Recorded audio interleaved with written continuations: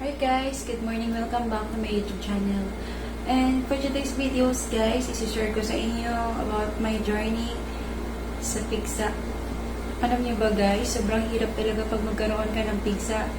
Kasi ang sakit talaga niya. And then, lalo na ako pag kumikirot, hindi ka makatulog na maayos.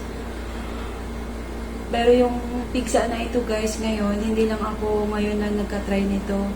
Nagka-try ako nito once, twice, but thrice guys. Grabe talaga. Hindi ko talaga alam kung bakit siya pabalik-balik sa akin na tumutubo. And then, sabi ng mga matatanda guys, usually daw, sabi nila, lumalabas daw ito kapag mainit daw yung katawan mo or else kapag mainit din daw yung panahon. So, syempre, hindi talaga ako totally naniniwala. Pero, syempre, based sa sitwasyon ko ngayon, hindi ko talaga alam kung saan ako maniniwala. Kasi, sa sitwasyon ko, ang hirap talaga. And then, siguro, wala namang mawawala sa atin siguro kung maniniwala na lang tayo sa matatanda. And then,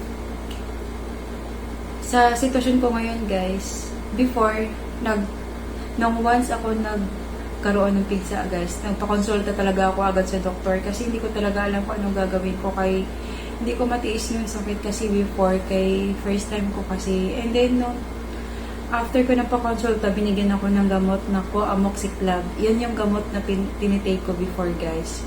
So, yung amoxiclav, good 3 times a day, good for 7 days. Yun tinitake ko dati. And then after nun guys, the second time yun din yung gamot ko. Pero ngayong pang tatlo na guys, yung tinitake ko ng gamot is iba na. Amoxiclav na yung, hindi pala, ampicillin yung tinitake kong gamot ngayon. And then, antibiotic din yun siya, pero magkaiba lang sila.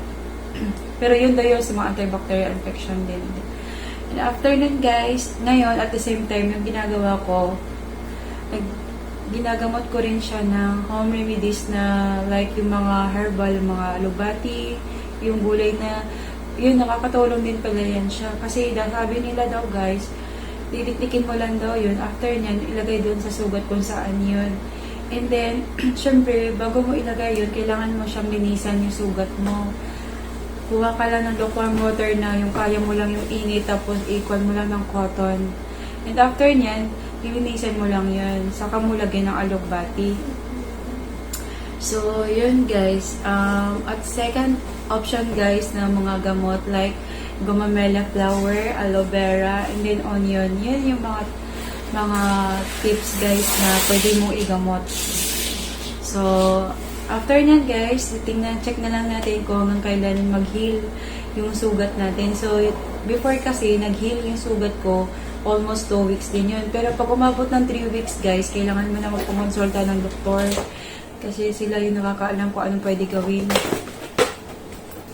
And then, sa sitwasyon ko ngayon guys, i-check pa lang kung anong pwede gawin ko kasi obserbahan ko siya, naging 1 week na ito eh.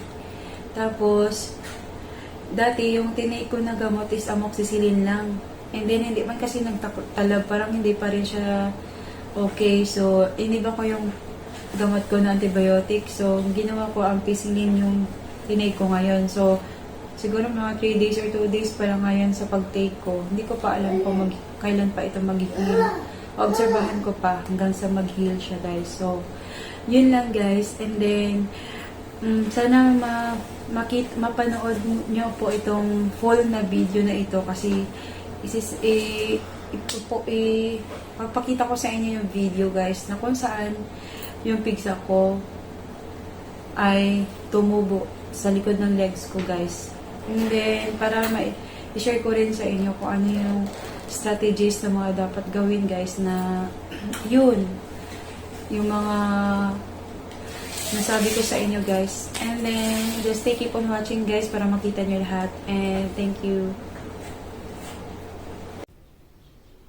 So guys, ipapakita ko na sa inyo yung video na tumubo sa legs ko. Binidyo ko siya para at least man na maipakita ko. And just keep on watching guys hanggang sa huli.